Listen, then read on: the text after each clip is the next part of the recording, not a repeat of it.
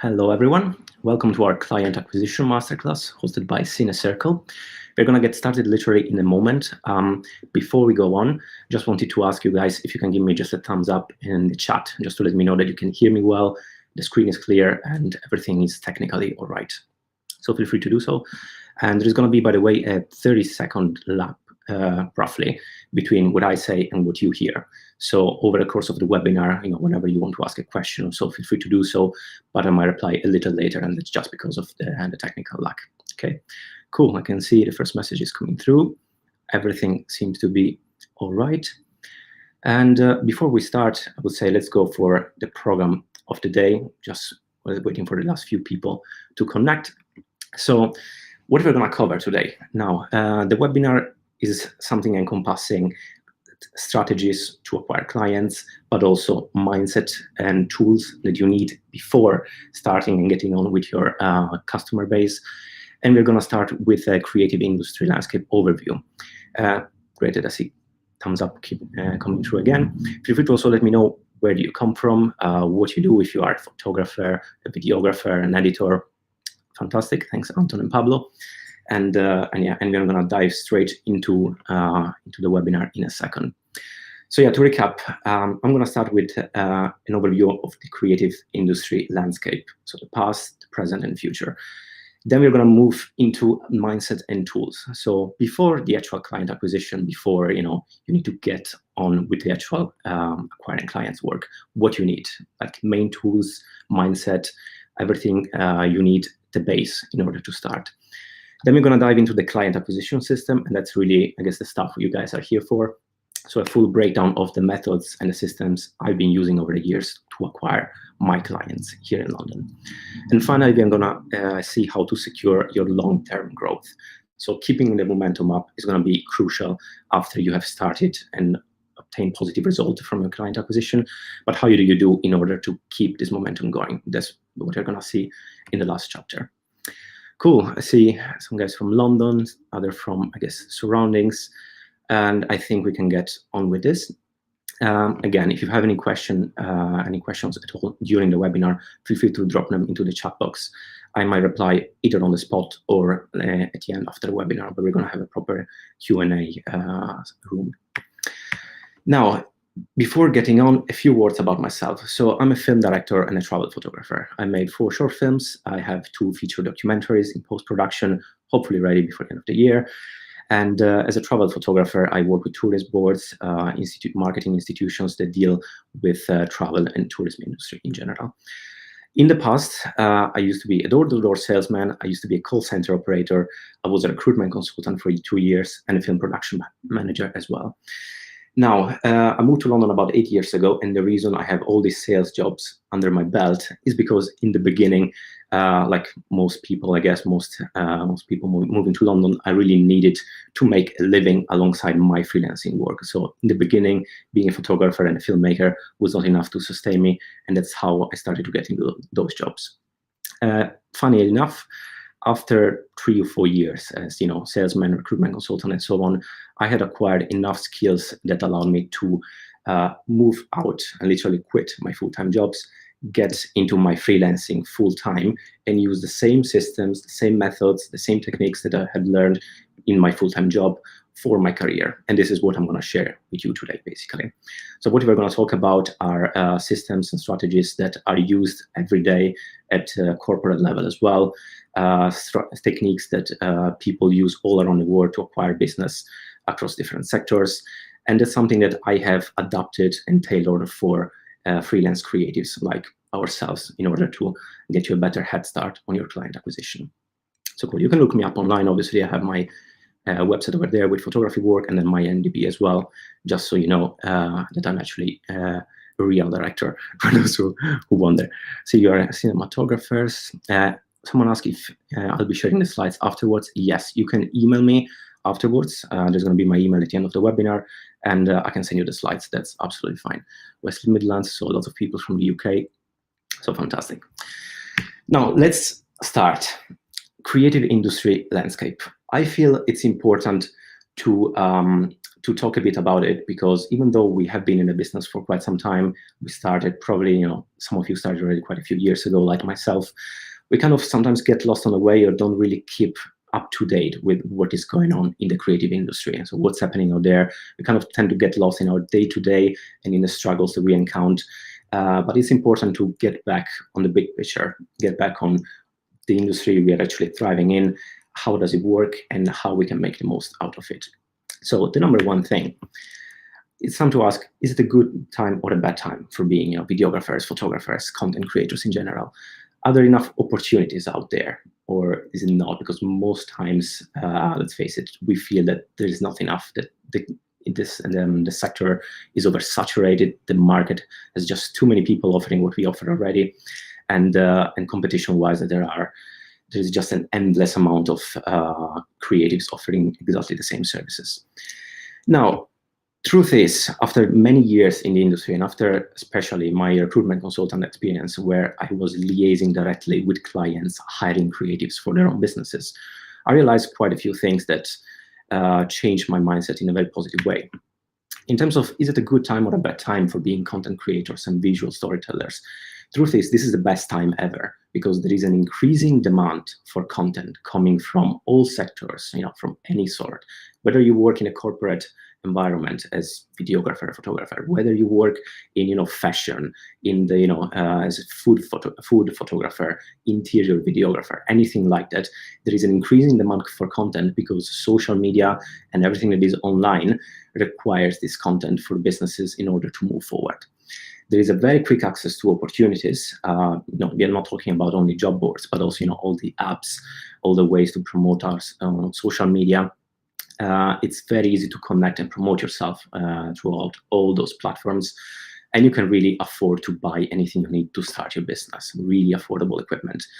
Now, compared to only 20 years ago, some of you might have spoken here and there. Probably you speak here and there with colleagues that have been in the business since the 90s or so. Maybe some of you have actually been in the business since the 90s, so you know that when we used to work on film, when there was no social media, no internet in general, work and building your client base was depending on word of mouth, and there wasn't really much more you could do aside of going around with business cards, talking to people make sure that everyone was talking about you.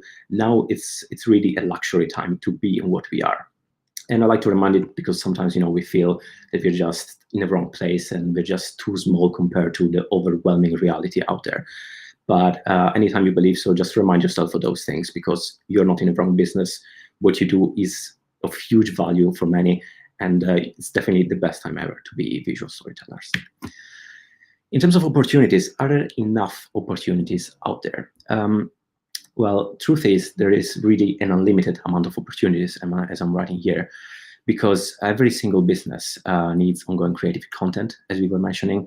And I'm talking about the startups, little ones that are just need to build a voice and get it out there. I'm talking about the big corporate institutions as well, that might be very conservative in the way they're doing things, but eventually realize that they need to join the game as well. They need their social media growth as well. Otherwise, they're not really going to look appealing to new prospects.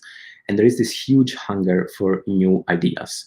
And this is something that I realized, especially when I was working again in recruitment, because I thought that it's mainly about, the experience, the level of seniority and those things. But the truth is, companies are really looking into people, into their creativity. They really, when they have a conversation with you, when they look into your work, they really want to see that you can think outside the box. You can shoot something in a very different way. You can edit something in a more creative way. So if you feel you are a creative person and maybe your creativity is not appreciated, don't worry, because people out there that want your work will like you, and they are just out there. It's just about you finding them. How we're going to do that, we're going to see that in a second. And finally, about the competition, that's very important, because competition is a term that I think still works for some industries. It still works for in many areas, or many sectors of all sorts. But when it comes to the creative industry, now we are really all brands. We have all become brands, and those who are not, they are supposed, well, they should actually start thinking in this way, in a very different way. And this is because competition, by definition, means a lot of people in a room struggling to win, one project, trying to win, one job, throwing their CV in the mix for an application they saw online. This is the competition, and that was the classic way, job hiring managers were hiring from, and it used to be the way people were looking for new collaborators. But nowadays, it's really about a world where everything is very chaotic, as you could probably tell. And the only way to stand out is not really joining a queue and get in the same room with other people trying to win one thing. It's really standing out on your own, make sure you shine off your own light in the first place. And then in the second moment, you just get out there with all your energy, with what you do, with what you represent, and people will start looking at you. And that's how you're going to win clients. You might tell me, and you'll be right, yeah, if I apply for a job right now, there's probably going to be still about 60, 70 people applying for the same position, and chances are that I don't really get it, so competition is still out there. And that's very true. In fact, what we're looking for is trying to get out of this mentality and this setup of just applying for things, just waiting for things to come up, and then just throw ourselves in a mix. We're going to see why and how in a moment. Important question, obviously. How about COVID? Now, we have all spent the last 4 to 5 months, I believe at this point, pretty much without work or with very little work.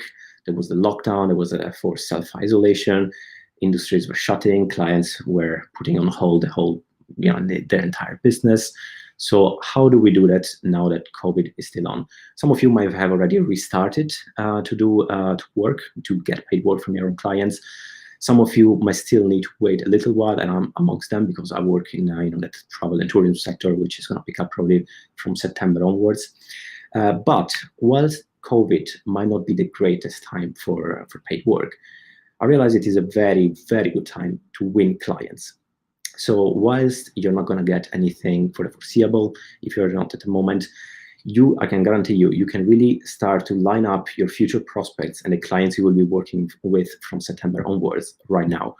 I would say, based on my numbers, based on the client development I was doing before COVID and the ones I've been doing during, the response rate and the percentage of success in securing clients has pretty much trebled. Like it's 3 times higher compared to February, January, and previous months.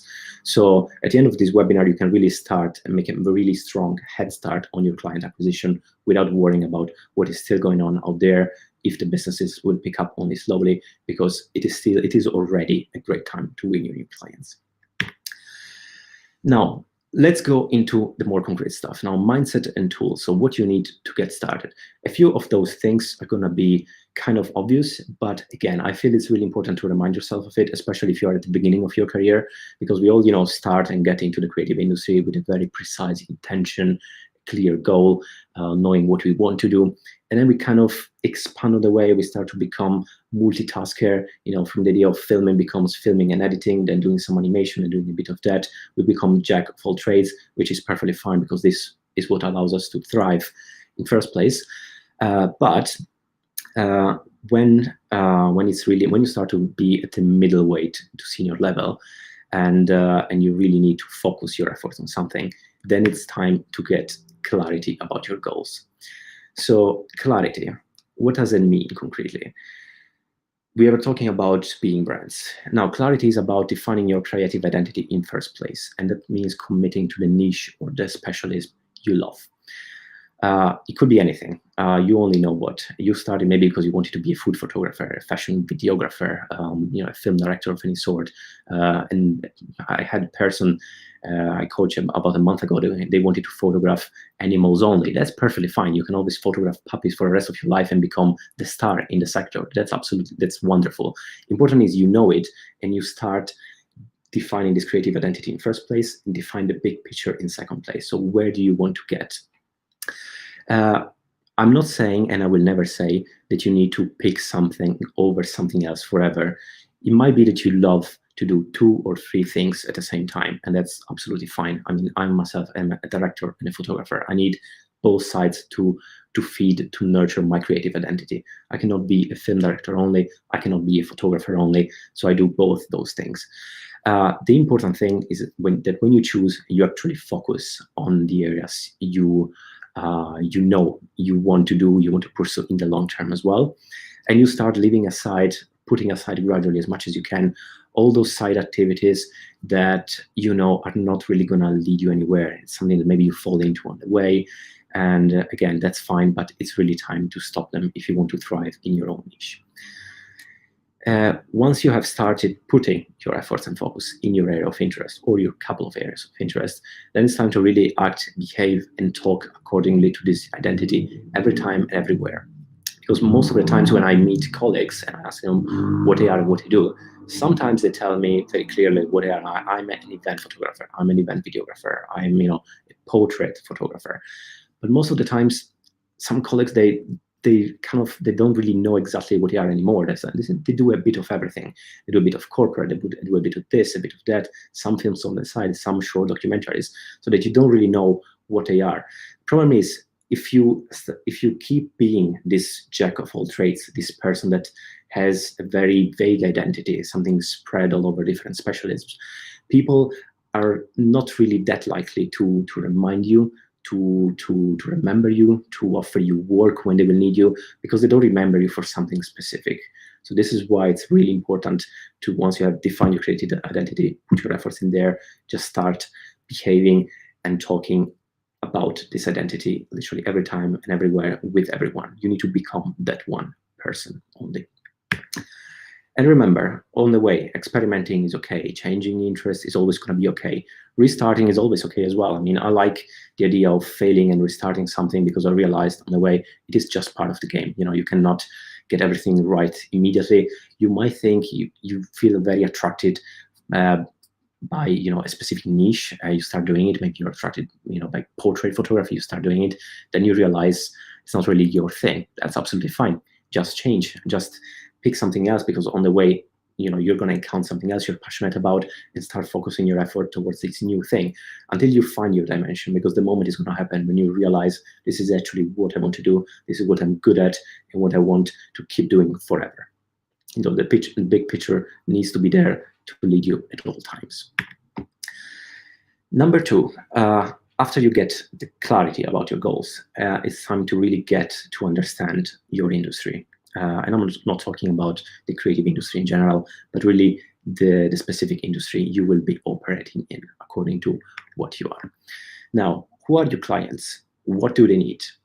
Research. You need to research them, knowing what you're doing, knowing who they work with, how much content do they produce on a regular basis, everything about your clients. Who are the stars in your specialism? Who do they work with? So say you are an event photographer and you are kind of a junior event photographer just starting in the industry, or you have a bit of experience, you really want to be the number one person in London or wherever you live when it comes to events. Go online, start to look up your competitors, if you can call them this way, the other event photographers, who they are, what do they do, who do they work with, because you need some sort of virtual role models to look up to. You need some inspiration in order to move forward the right direction. And this is very useful and very underestimated, I would say, because in the beginning when I started, quite frankly, I did not really do my research really well. I did not look up people really well, and I was really not going anywhere as a result. I was just trying to get something myself out of my own efforts without any external reference. The moment I started to do my research, to understand my clients, know them, really grasping what they want, that's when things started to change for good for me. And finally, do you know your industry well enough? That's just more research. I mean, no matter how repetitive it is really about you going out there and start understanding how your industry works inside out. In my case, travel photographer, I need to keep up to date with tourism and industry trends all the time. I need to know what people want, because I know this is what my clients will want. So I need to research. I need to know what is going on at any time. Now during COVID, obviously, I mean, we have a world event that is going to change some industries for good as well. Read, browse, keep up to date. You want to know what is happening at any moment in your industry in every corner of the world. And finally, portfolio or showreel. Now, this is something I'm very sensitive about, because when I was a recruitment consultant, my day-to-day was about screening candidates. And that means going through CVs, going through portfolios, showreels, and so on for photographers, videographers, web designers, developers, creatives of all sorts. I was also recruiting marketing managers and so on, but loads of creatives. And the one thing I understood about portfolio and showreel is that, or showreels, is that there is a huge science behind it. You can really spend like days, looking for how to create a perfect portfolio, putting together the best showreel and so on. But eventually, there are very few key rules that are going to make it work for you. And those are the following. Your website with portfolio reel needs to be straightforward and very easy to navigate. So the more minimalist you can go, the more simple, straightforward, and user experience friendly you can be, the better. I know it used to be cool to have those websites where you have 20,000 sections and showing that you can do a million things, and that's perfectly fine. But the problem is you want a section of your website focused on your specialism, or different sections if you do different things as a specialism only, because clients only want to see what's relevant to them. So they don't want a homepage. Say you are, again, a portrait photographer. A potential client is looking for headshots. They're going to open your website. They don't want to see that you do some headshots, some events, some of this, some fashion, some of that. They want to see a page full of portraits, because that's when I'm going to make them say, okay, this is my guy, this is my girl, I'm going to go with them. So no mashups whatsoever. Put together a very nice section portfolio, each section with a load of content focused on that one sector, that one industry, that one specialism you will cover, and that would be it. And I said it kind of joking, don't even think using Instagram to replace a proper website, but I'm very serious about it, because nowadays I see young people, and it's perfectly fine, having your Instagram, putting your content over there. But unless you have one of those accounts with 20, 30, tens of thousands of followers, the best way for you to look professional and really conquer a client is your own online space, your actual website. Instagram is cool to fill the gaps aside. My Instagram, to be honest, I don't really feed it that much. It has never been a problem in my client acquisition. I was never slowed down by anything or anyone just because I didn't really feed my Instagram account. I didn't grow it that much. I had my website. I've always had it. I've always structured it properly and updated it from time to time. And that's the one thing that got me to win clients over and over and over. I'm pretty sure all of you have, your own website, and most of you hopefully, recognize yourself as well in those key points. If you feel you can do something more to improve your portfolio, your reel, chances are you can, because gut feelings are usually really good at telling you what's right, what's wrong. So feel free to do a proper review. You can always email me afterwards, and I'm happy to advise you on how to do that. And don't forget that you can get as much inspiration online as you want, really. There is thousands, million websites out there that are made in very different styles, that are coming from professionals from different industries. You can always steal something here and there, and this is gonna bring your image, your virtual business card to the next level. Now, this is my portfolio, just to give you a quick sample. So it's a screenshot taken from my own website. As you can see, I have 4 main sections: the Word, the travel photography section, events, which is what I do here in London, film and music, and that's my behind-the-scenes photography that I used to do early in the days, and people, that is a mixture of headshots and portraits. Now, I specialize in travel photography and events only. I keep behind the scenes and portraits over there because I have quite a lot of work done over the years. It's nice to have it. It's nice to show that I come from a different background as well. But what's important is that there is not a mix and mashup of all those things only on the homepage. So that when a client approaches me, say an event photography client approaches me, they want pictures for their event, I don't send them this. I don't send them my homepage.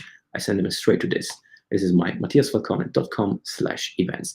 One click, they need to be able to see all they need. So they see the brands, the venues, former prime ministers, former princes as well, and everything they need to understand that I do events. This is what I specialize in, and that is it really. If a travel photography client approaches me, they want to see that I've been around, that I work across different countries with tourist boards.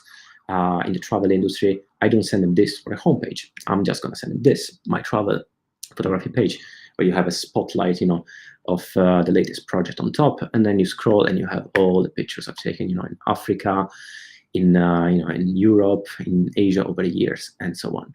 So it's very simple, very straightforward. Just different sections, each one filled with work according to the niche, and that would be it. So no mashups, because that's very important. This is really something that tends to put clients off if you don't have really a proper, well looked after website. Cool. So to recap, mindset and tools. So what we saw, understand your creative identity. In first place, sorry if the font here is not 100% right. It's understand your creative identity in first place, because you want to know where you're going to head towards for the foreseeable. Commit 100% to your specialism niche. Once you have decided, if you haven't already, start putting 100% of your effort into what you want to do, and start to drop all the distractions and the side activities that are not working towards that very same direction. Start familiarizing with clients and know your industry inside out. That's absolutely essential, and it's very underrated, as I was saying. So start doing your research on a day-to-day basis, looking to your clients, looking to the people they work with, looking to the brands they work with, and this is going to make you understand also where you need to move with your client acquisition in the second stage. And finally, get a smashing portfolio or show reel if you are a videographer, and this is going to make sure that that's really going to represent you to its best to every potential prospect. Now, this is probably the reason you're all here, my client acquisition system. We have seen what we need in order to start. I hope that some of you recognize yourself already in some of the points we discussed.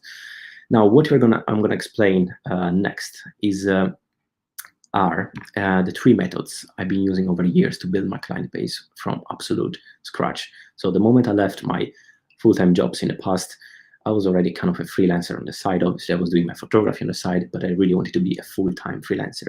It took me, I would say, a couple of months, no more than that.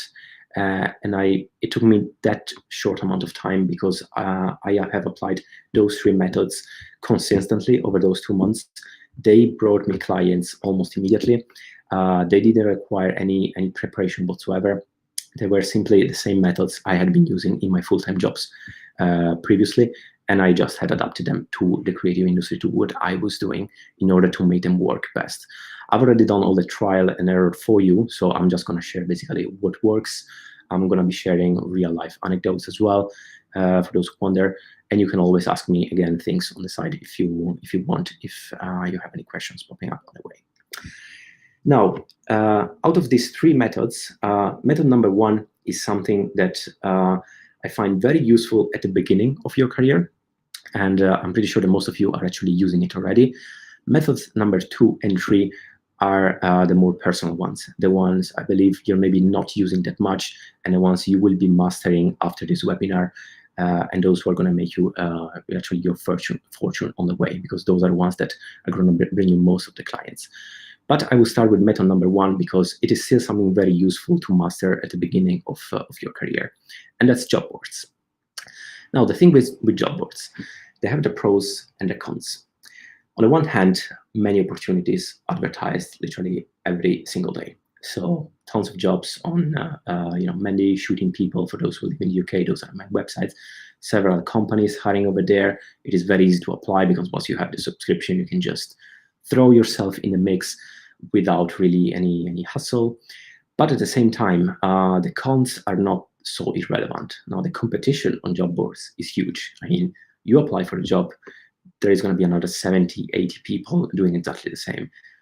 I don't know what's your conversion when it comes to applying for jobs.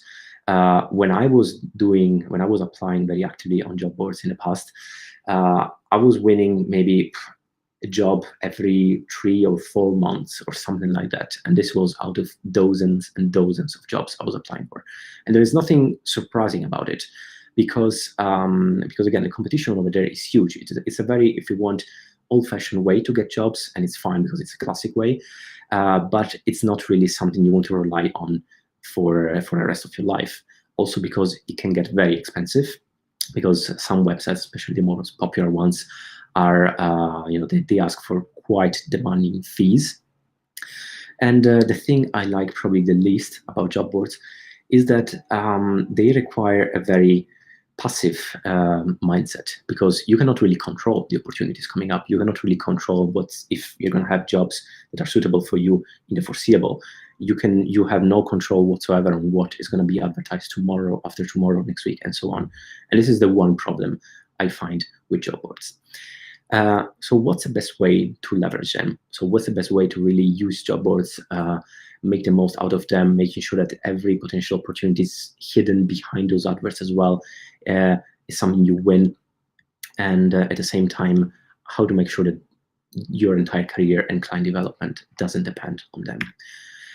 Well, let's look at the main websites. Mendy, Shooting People, Production Base, Backdate. I put just a few, just because those are the ones that I was using when I was active over there. But how many of you have heard about PopTop, Freelancer Club, Freelance Video Collective, job boards in your sector as well? Because if you do fashion, if you do corporate, if you are a designer, maybe not even a videographer, there are job boards that are really meant for specific niches, and they are very, very well, they are unknown, to be honest. When I was in recruitment, I was supposed to know them all, or almost all of them, and not many people know them. Plus, there are new ones coming up from time to time as well, but we just tend to stick to the usual suspects, to the usual big ones. And this is something, those are opportunities that we tend to miss out, because those other little platforms, the PopTop, the Freelance Club, and so on, they do have actual jobs. They're not as crowded as the big platforms, and consequently, they're great places to be. So, whilst at the same time, main job boards such as Indeed, Total Jobs, Reed, and so on, those are mainly for full-time positions. If you come from a different country, you will find the same sort of setups. There's going to be full-time job boards that hire for permanent jobs. So not ideal for us freelancers, and I would not really recommend to be there, because they might have one freelance job advertised from time to time. But what you want are the job portals that are aimed for freelancers only. I would not forget Facebook groups, because they're cool. They're really competitive, because it's Facebook, it's free, everyone is there. But there are opportunities that are advertised. It doesn't take much to check them, from time to time. You can just go over there once a day, I would say, or every other day, see what's new. And sometimes it does happen that you win a job over there. I did get a couple of jobs from Facebook groups as well. But the main way to really leverage job boards is, first of all, you want to Google and find all the relevant job boards to you. When I say relevant, I mean the ones that offer jobs in your specialism. So if you find that a job board is not really is not really advertising for jobs you want to apply for a long period of time, it is fine to drop them. Just drop them. You don't need to stick to those that aren't working. Join also the new and the less popular ones. Don't rely on the usual suspects, as we were saying, because the less popular ones, they don't really have many freelancers over there. They don't have many service providers over there. So the moment you have good portfolio, good reel, good work, you're an established professional, and you get over there, they will do part of the work for you. They will see you as a resource, and they will promote you to the new clients coming through, because they will need to build up their presence as well. And this happened to me a couple of times. It's going to happen to you as well. You will have people approaching you, asking you for, if it's all right to advertise you here and there, to use your pictures or your videos or your reel here and there for their own job portal, to be advertised to clients. And that's great, because that means you can just sit back, relax, and if there are jobs coming through, you will be informed about it. You need to even to keep up to date with what's going on the job boards. You can message hiring clients directly when possible. Some job portals, they don't really show who is hiring, who is not. But when you see a job that you want to go for, when the client is there, the name is there, you don't just need to drop your CV or your application over there and just leave it. Drop the application, but also go on their website, see who is the hiring manager, see who is the marketing manager in the company, or so just give them a call and say that you saw your adverts online for that position, and ask who's the best person to speak with.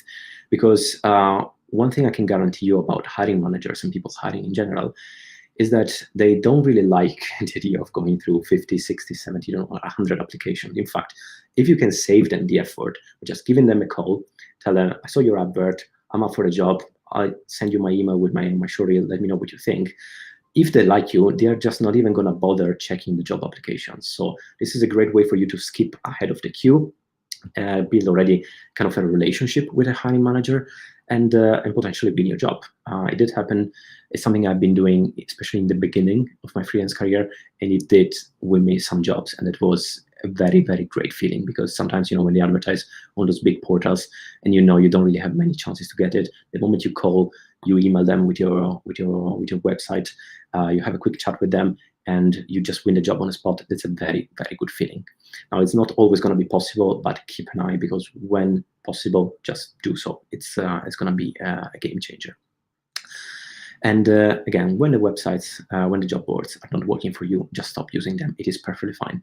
It's actually very important to learn to drop on the way all those things that are not working for you, all those things that are not really going to bring you the benefits and the results that you're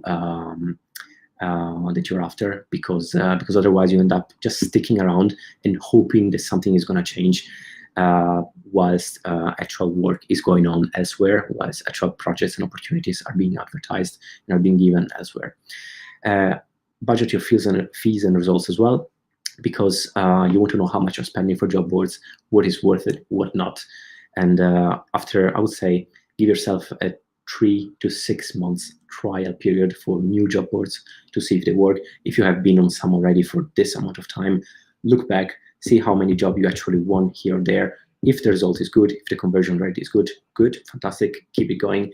If you didn't get anything, time to stop using them. And as a bonus, I would like to say something about apps and recruiters.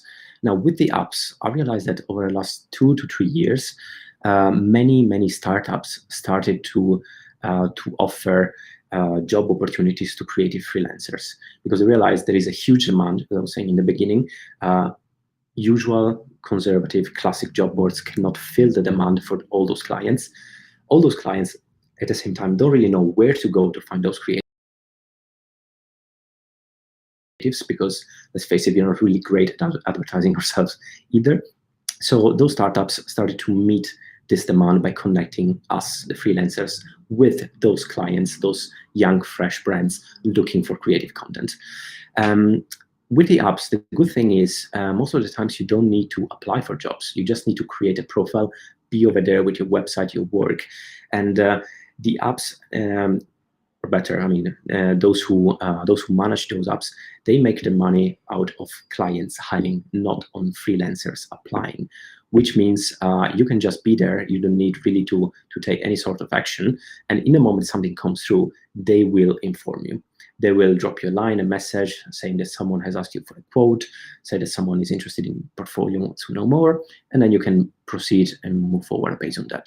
So it's something actually that I believe is going to pick up in the foreseeable as well. So it's worth to do a kind of a research online, see which apps are available in your area, whether you live in the UK or abroad, and start to get on those, because now that they are kind of all startups starting off and they're building their client base, that's the best time to get on there. It means they don't have as many freelancers. That means that any opportunity coming through is going to be a game between you and a few others, and not a million others. And a word about recruiters as well, just because I was one of them. I don't know if you're familiar with the figure of the recruitment consultant and how do they work, what do they do. Now, recruitment consultants, they are paid by clients to fill jobs. They could be full-time jobs, they could be freelance jobs. You have tons of recruitment consultancies specializing in different sectors. Some specialize in IT, some in restoration, some in financial services, and some of them in the creative industry as well. Now, there is just a very few specializing in creative services, just a very few that will hire on an ongoing basis for videographers, photographers, and people like us. But those few are there, and they do have clients. And therefore, my recommendation would be find them, email them all, drop them your CV, drop them your website, register on the database, and just be there for them for whenever they're gonna need you. Because the thing with recruiters is they are very fast-paced people. They just spend their days, as I was saying, screening clients, looking for the next talent, looking for the next ideal person for their client. And consequently, they are open to hear, to listen, from everyone really. So the moment you reach out, you send them your website, portfolio, and so on, they're definitely going to have a look. If they're not interested at the moment, it's likely to be, that's going to be perfectly fine. They're still going to drop you a line, say thank you for reaching out, and they're going to register you on the database. Once a year, you can always follow up, update your CV, your portfolio, send it over, see what I have going on. And that's a nice free extra resource to have, because when we do client acquisition ourselves, that means a lot of actual effort that we need to put in order to get our own clients. So it's nice to know that there is actually something on the side that is also working for you without you having to do this active effort. So apps and recruiters, definitely something to be checked out. Take your time going for them, and once you have registered with them, just leave them for the time being, and without really many expectations, but knowing that there is something moving in the background for you as well. And results, in those situations might come up even in a long time, but they do happen. It does happen, and I'm pretty sure it has happened already to all of you, that after 6 months to a year time, someone you registered with or spoke with the year before contacted you for paid work. So this is going to happen as well over there. The bottom line with job boards is that job boards are a bonus, not your main resource for work. And this is something I like to highlight, because I don't want you to think or to believe that you will depend on them for the foreseeable. As we will see in a second, the activities that are going to really build your customer base are going to be different ones. So if job boards are not working for you for the time being, if you're kind of disappointed by the fact that you apply a lot and you don't get really much in terms of a response, that's absolutely fine. This is not going to be your future. Your future is going to be something we're going to start looking at in a moment, with method number 2, events. Now here we're getting into the real good stuff. This is something that has brought me a lot of clients over the years. Now, events are something fantastic. Why? And most importantly, which events are we talking about? I'm talking about those events that your clients in your area of specialism attend for business purposes. So the big fairs, the conferences, the expos, the conventions, and so on. Not, the social networking event happening, at the pub downstairs that, some companies do as a gathering. No, I'm talking really about the big places. For those who are in London and surroundings, the Business Design Center, the Excel Exhibition Center, the Olympia Center in Kensington, those big places. They organize those big conventions and expos where you have 300, 400 companies, institutions, and so on being there for 2 to 3 days talking about themselves. And all industries, I've looked into those calendars. There are really industries of all sorts organizing those conventions. So what you want to do is really being there for your own client development's sake. Example, say you are an interior photographer, you want to target real estate industry, hospitality, property industry. I saw that there are fairs for hotels only. There are fairs for real estate agencies as well. There are conventions for those industries. I coach a dance videographer the last month as well, which is a great niche to be in, by the way. She could easily target all the dance academies, theater and ballet, all the events happening around those specialisms and those industries. If you're a food photographer, great, because really with food, you have so much going on in the restoration, in the food and drink industry. You have conventions also, that are tailored just for people who specialize in coffee, those who make only alcoholic beverages, those who specialize in Italian foods, and so on. And it's all happening all the time, not only here in London, but also elsewhere. So start to target those events. I know we are under COVID, you are in post-lockdown, so not much might be going on at the minute, but I saw that in September, October, November, events that were lined up are still happening. So you can already start to put them on your radar, on your calendar, and go there, start going there whenever it's going to be the time. Now, why do we want to leverage events? Well, first of all, because most of them are free or anyway very affordable. Anytime I go to the Excel Exhibition Center, the entry is always free. And if there is a ticket to be paid, it's always about maybe 10, 20 pounds, always very cheap. There are tons of potential prospects in one room only, always, because as I said, it's those big those big places where you have all the booths and all the stands, not all of them are going to be your clients, but many, I mean, really, really many are going to be people that are really interested in what you're doing and are happy to work with you. And you don't get on hold of them during the rest of the year. For some of them, the one chance you might have is really in that room during those days. The face-to-face approach works just magic. I mean, you can imagine, I mean, we spend all the time, sending emails, trying to get people on the phone and so on. But when you meet someone face-to-face, this is what really engages them, makes them remembering you. And in the moment you have a nice chat with them, the moment they will need, a videographer, a photographer, whatever you are, they're not going to advertise on a random job board. They're not even going to start the process. They will remember you right away. So face-to-face approach is just magic. There is no competition on the day because, quite frankly, every time I go to those events, I realize, videographers, photographers, creatives, they don't really tend to attend them because they don't tend to think, my clients are actually going there, let's go and meet them. You end up being really the only videographer, photographer, the only freelance creative there on the day, which makes you pretty unique, which is great because at big events, when clients are used to talk with 20, 30 different people per day, offering business services that they have already, lots of salespeople trying to sneak in the same sort of thing. The moment they meet a freelance creative that does what they do, they're very happy to talk to you. I'm telling you that. So it's you're gonna have loads of fun there. It's a very time-saving process as well, because usually client acquisition means a lot of effort to get on hold of someone.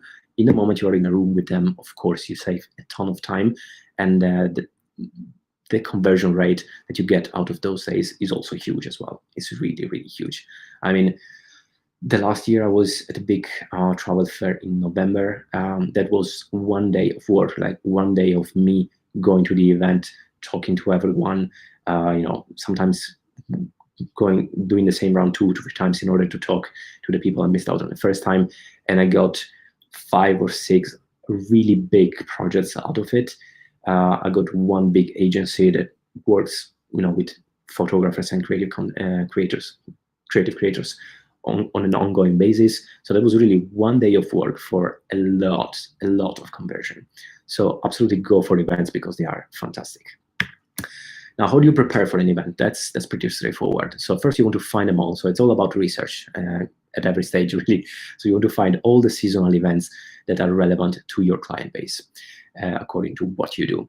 When I say client base, I mean, again, don't go for general events where there is something going on, maybe some clients, maybe someone that might be working with you. No, you won't. This is why we pick a specialist at the beginning of all of this, because this is the one thing you do and this is the one thing you want to focus. Go for your client base and their events.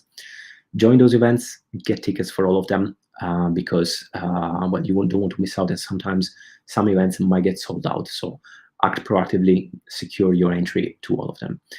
Prepare a ton of business cards, a quick pitch, and a website ready on a mobile. Now, the business cards might sound something a bit old-fashioned, but I'm telling you, they're just not. People still exchange business cards. It is something that no matter how old-fashioned it sounds or they look, it's still very nice to do, because you get, first of all, you leave your contact details with someone. Most importantly, you take someone's contact details that you might not get anywhere else. And it makes the whole relationship, the whole process much more personal in a way. Prepare a quick pitch. It doesn't need to be anything complicated, but in the moment, if you have those big fairs where you have 200, 300 people to speak with on a day, you just want to say, hello, this is what I am, this is what I do. You want to show them your website on mobile very quickly, to show them that you actually share the same area of specialism, but you do good work. And you ask them very quickly if they work with people like yourself. You work with freelance photographers, you work with freelance videographers. How does it sound? Sounds of interest. And this way you start gathering the people that are actually interested in your services. Some of them might say, actually not much, that's perfectly fine, just leave them, still exchange business cards, and move forward. When I say lots of business cards, I'm gonna put a number to that. I mean 250 business cards, the least, I would say. You're not gonna give out all of them. For those who don't know it, there is a website called Vistaprint, and you can really order, again, 200, 500 business cards over there for very little money. So prep it, get it ready. Don't run out of business cards ever, because you might still take them or so, but if you give your business card to someone, they tend to put you on a database, put you on their email list, and remember you, and that's going to be helpful. in the long term. And then finally, research again companies and attendees before the event, because you want to know who is going to be there. There might be clients, especially if you work in an industry, that is relatively niche, or you work in a niche in general. You might not have 20,000 potential clients out there. You might have only 200 to 500, in which case you probably know the names already. You've tried, maybe you're already to work with them, it didn't work out, but you know them, you see them, you see that they are going to be attending the event. Just make sure they are on your list, that you go and meet them on the day. So you want to know who is going to be there, and you want to know if there is someone unmissable you want to speak with. On the day of the event, be there early, maximize your time. This is because you realize time is never enough at those events. They will shut whilst you still want to talk with another 10 or 20 people, because it's just fantastic. And so you arrive early, make sure that when they open the gates, you're there, because you want to make the most of every second. Work your territory.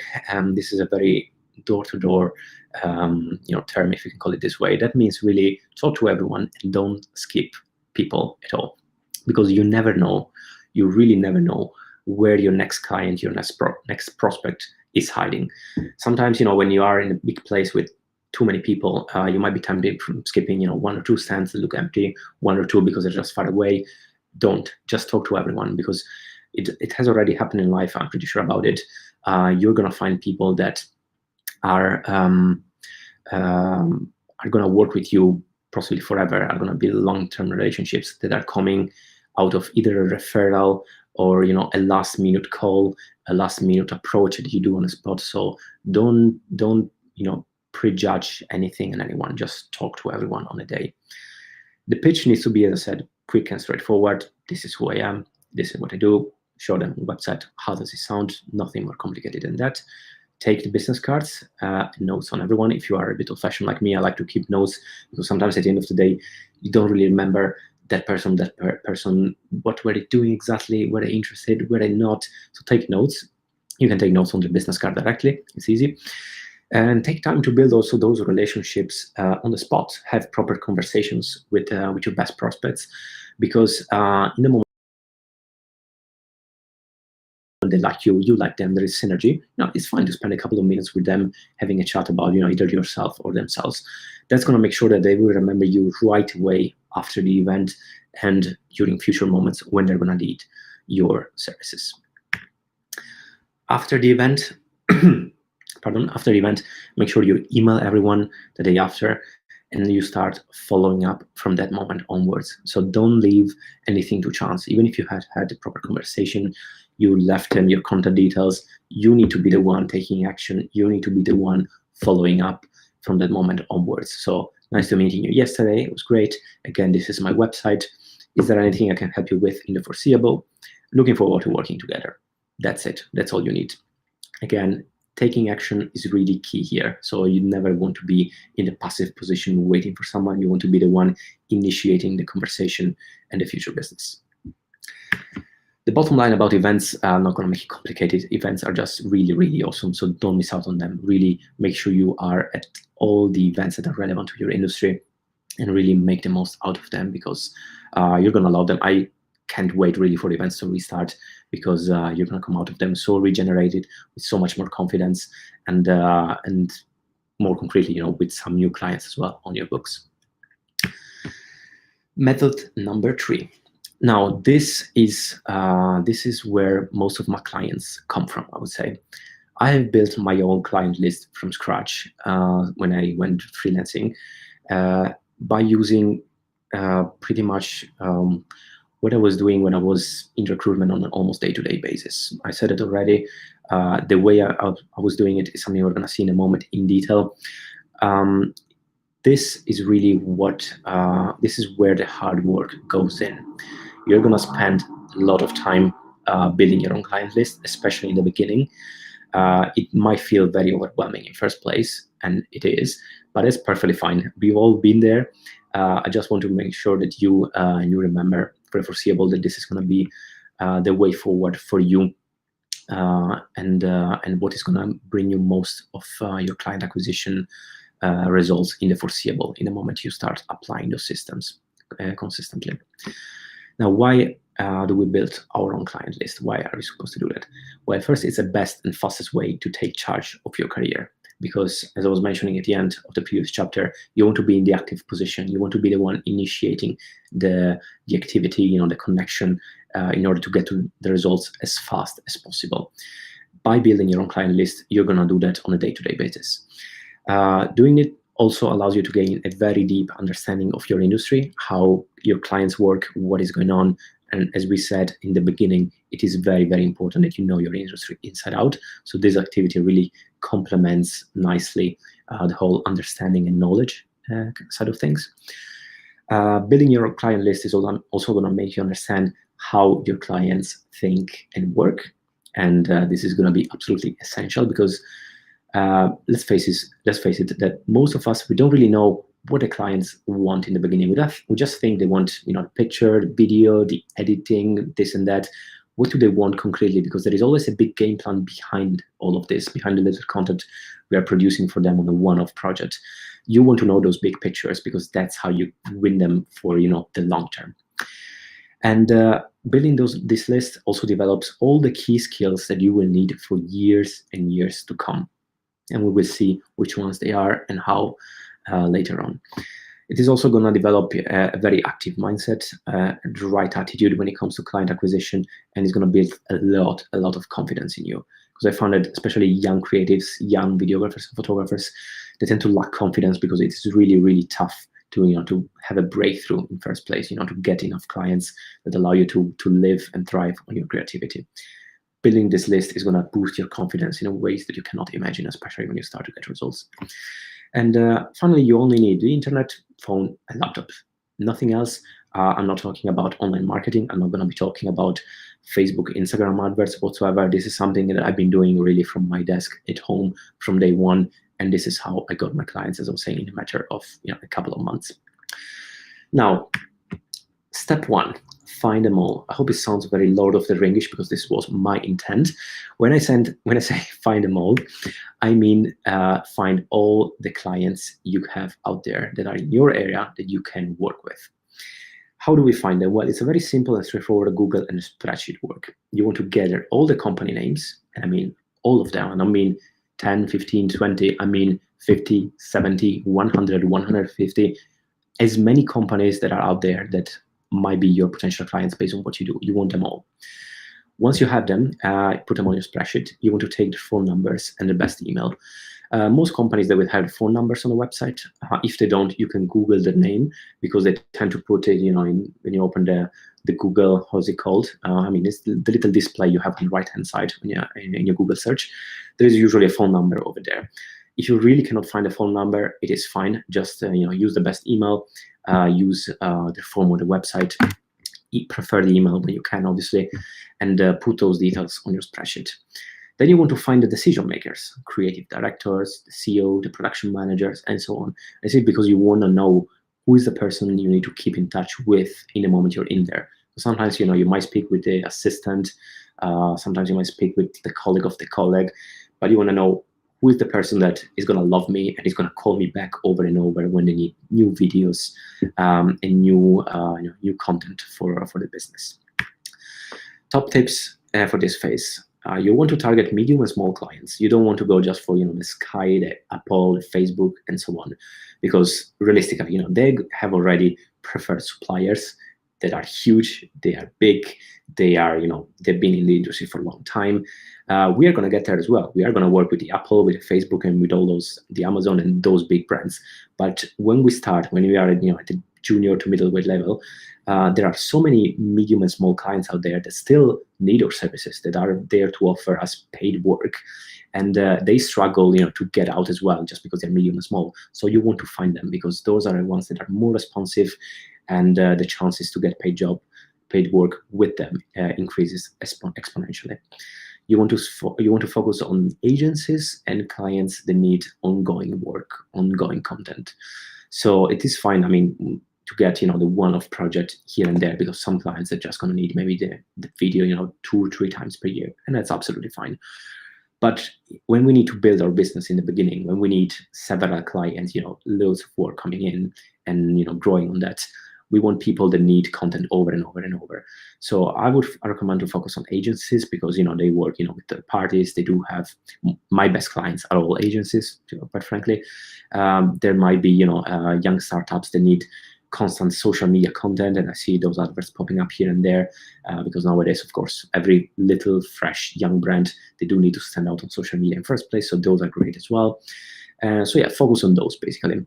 According to what you do, you will know what's best for you and who you need to focus on. Start with your clients. It sounds very obvious. It is very obvious, but I put it here because when I was coaching young videographers in first place, I realized they don't really keep in touch at all with clients that they work with already. That should be something that you do on a regular basis. I mean, you work with them already. They know you. They love your work. They love what you did. You don't need to build anything with them. It's already there. So never, ever leave them to chance, because in the meantime, they might have had new projects. They might have found maybe another videographer because they were coming across someone else in the meantime, and you lose them. You don't want them. So start to put on the spreadsheet your old clients. Quick email, catch up. How is it going? It's been quite some time. Let me know if you need anything in the foreseeable. I'm available. It would be great to work together again. You want to start with them because it's the quickest way to win business, really. I mean, most of the times, if you have 10, 20, 30 people you worked with in the past, you do a round of emails and you'll find out that within 2 to 3 months, there is some work coming up. It is always, always like that in every possible sort of business. So start with those. And when searching, you want to change your Google keywords because your Google search needs to be really thorough. I'm not talking about doing the Google search for company names. Say you're an event photographer. I was going for event photography agencies. Then I was going for event photography London, and new companies were popping up. Then event photography UK, new companies were popping up, and so on and so on. So change those keywords because Google, it's not a perfect machine. It's not just going to line up everything you need over there. And once you have those results, go for literally the first 5 to 10 pages of Google. In fact, go all the way through until you really see nothing new popping up, until all the relevant results are exhausted, because you don't want to miss out on any of those. Chances are that most of your clients are going to come up in the 3rd, 4th, 5th page of Google search because, again, they are small and medium clients. They don't really have that huge, massive SEO on the website that is going to push them on page 1. So you need to find them. You go there, find them, put them on your spreadsheet, and reach out to them. So this is step 1. There is a secret weapon. I don't know how many of you are using it. I tend to see that in the creative industry, LinkedIn is really massively underrated. But that's something that I highly recommend to use. Well, first of all, because it's free, like all social media, if that can still be considered as social media. You can look up all the companies you want over there. You can see who's working them and find those decision makers you need to reach out to, and you can connect with them. And in the moment you connect with them, they tend to accept your invitation most of the times. And you can even message them on LinkedIn at any time. It's really a direct channel, to communicate. I would not recommend to rely on LinkedIn for the actual reach out. So when you want to talk to people, it's still better to go for emails and phones because they don't tend to respond too much on LinkedIn. But for little curiosities and things here and there, you can always do that. Or if you really cannot find a way to reach them elsewhere, as you will see later, LinkedIn is still a great way to go. You will find that after you look up people and companies on LinkedIn for some time, I don't know, that LinkedIn has put a benchmark basically. At some point, it's going to limit your search results. Don't worry about it. LinkedIn might not show you the profiles of the people when you look for them, but sometimes just by refreshing the page, those people will come up because LinkedIn is pretty bad at keeping those barriers and those restrictions. And if you Google the company name plus the word LinkedIn, you will get literally all the people that work there over the first 2 pages of your Google results. And those profiles are still accessible. So if you desperately need to connect with someone, or you want to know who is the person that actually is the creative director in the company, the marketing manager, the whatever person that is going to hire you, you can always do that and going around LinkedIn very, very easily. And It comes without saying, you want a pretty decent LinkedIn profile as well. You want to put your best headshot you have, nice description, your website. I put my website actually in my job title because it's easy for people who are curious to go there and click over there, but you can do that the way you want. You can get the referrals over there as well, and those are going to be great because you can even transfer them on your website later on, testimonials, people talking positively about your work. And when people look you up, in the future, having a good LinkedIn profile actually does make a difference because it makes you look very, very professional, and they will trust you more, basically. Last quick word: it's worth to remember that 80% of the business-to-business connections, leads, and actual deals that lead to actual deals are made on LinkedIn, not on Instagram, not on Facebook, not anywhere else, are made on LinkedIn. So in spite of it being very overlooked as a, how we call it, social media, let's call it social media, because it's very corporate, it's very boring, it's very old-fashioned, blah, blah, blah, it is still a great tool to be used. So leverage it to your advantage. Now, after you started to put all the companies on your spreadsheet, at some point, it's good. The spreadsheet needs to feel and look like this. I stopped at 20, but you want to go up to 50, 70, 80, as I said, as many companies as you can possibly find. Because look, they are your clients. They are out there. You want to know who they are. You want to get them under your eyes because those are people you're going to work with. So you don't want to miss out on any of them. When the spreadsheet starts to get overwhelming, that's a great sign. That means the numbers start to add up and you are going the right direction. Company names, emails, and phone numbers. This is what you want over there. Step 2, once you have gathered those this data, you want to email all those prospects, all those clients. Email them one by one. Now, with emails, there is a whole science behind it. There are, certain businesses that really need to be very, very on point when they do business development. They need to send a perfect email with a perfect call to action. Don't worry, it is not going to be our case. We just need a nice, simple email as an icebreaker. We're not going to build our business on our email marketing in any way. The email is just a nice way to get our foot in the door and use it to our advantage in a second moment. The email I sent is usually very straightforward. I have sectioned it here to make it seem easier for you to break down, but you can do something, summarized in 3 paragraphs, no more than that. It doesn't have to be anything huge. So say, your decision maker is Katie, you are an event photographer like myself. Hi, Katie, hope you're having a great week. I'm a freelance photographer based in London, specializing in events for iconic venues, institutions, and brands. Portfolio, as you can see, I don't send my homepage. I send the portfolio / the page they are interested in. Okay, if it would be a travel client, again, I would send my travel section. Never send them a mix-up. I know, and then you put their company name by reputation, and so some amazing work on your website. So I wanted to reach out.